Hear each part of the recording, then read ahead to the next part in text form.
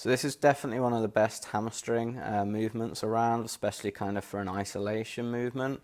So it's just, as you can see, lying down but performing a hamstring curl, so a lying hamstring curl. The reason this is really great is you're going to fully lengthen the hamstrings because of your torso position.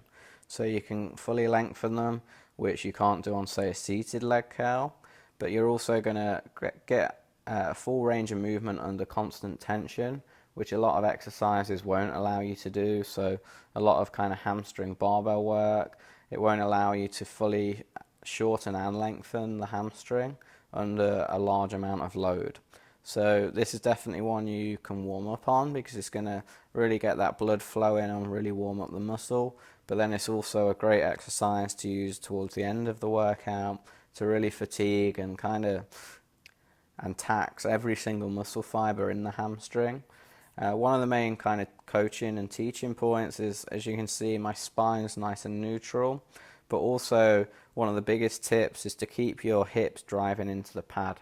So throughout the movement, imagine you're trying to push your hips down into the floor and into the padding.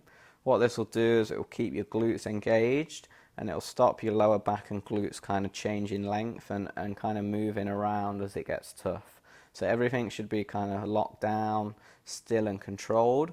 And then the only movement that this exercise sees is all at the knee joint. So as you watch me, there's no movement anywhere else in my torso or at the hips, and the only movement occurs at the knee joint. And then just like all exercises, another big mistake here is people will accelerate from the start. So they'll do a really big drive when they start the movement, which kind of uses momentum to get it to the top where the hamstrings are shortened, which in some ways is the hardest part. So rather than doing that, kind of start really slow, even a bit slower than I'm doing here, just to learn the movement. And then make sure the tension's constant. So nice and smooth all the way up, and just imagine that if you could stop at any time throughout that movement, that kind of makes sure that you're in constant control and you're not kind of riding off momentum or gravity. Then again, when you're lowering down, slowly lower, so don't kind of just let the weight drop, which a lot of people will do, and catch it at the bottom. So just slowly lower down. So again, it's nice and smooth, and if someone shouted stop, you could just stop at any point throughout that movement.